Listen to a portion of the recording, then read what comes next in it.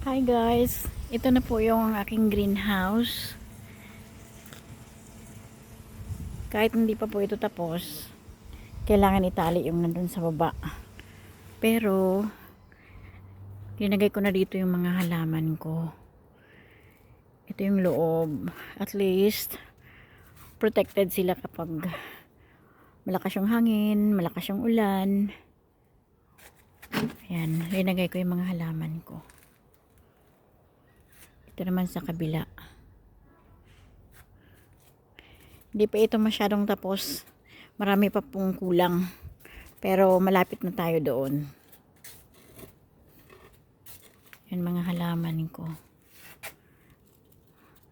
Ganda nito oh. Saka ito. Ito papamilya itong mga ito.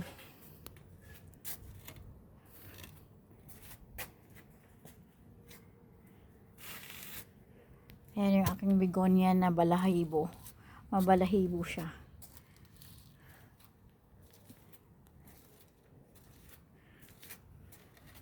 Ito rin. Kapamilya ito. Ayan siya. Napakaganda. Yung mayana ko. Ito yung chain of bananas. Ito namang family ng aloe vera. Pero hindi po siya lumalaki talaga. Dumadami lang. Ito hoya na kulay puti. Itong variegated na, nakalimutan ang pangalan yan eh.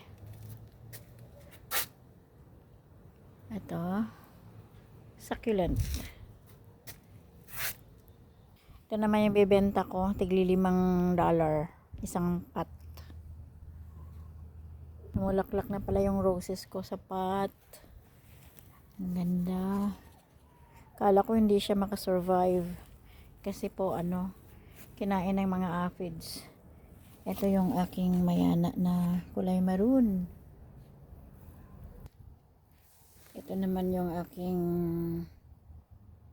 anong pangalan nito? Succulent din.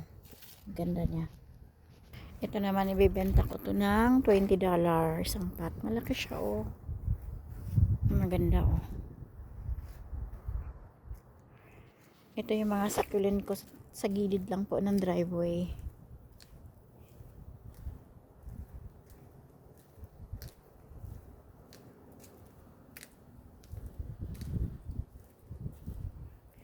Ito yung kahoy na pinutol. Yung punong kahoy na malaki, pinutol. Kaya ayan siya. Linagyan ko ng mga halaman. Nagpagawa ko ng ganito. Para marami akong mailagay na halaman.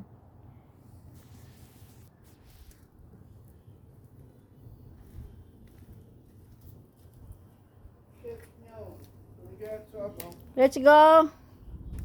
It's 6 o'clock. Yes, quarter. 10 to 6. Yung mga succulents ko malalaki. Ayan, natutuwa ako pag nakita kong maganda sila. Kumaganda yung yung tubo nila. Ito rin maganda oh, dumadami sila oh. Ganda talaga. Kayo din po ba ay mahilig sa halaman? 'Di ba? Nakakatuwa kapag nakita nyo na ang halaman ay gumaganda. Alright po. Sige po. Hanggang dito na lang.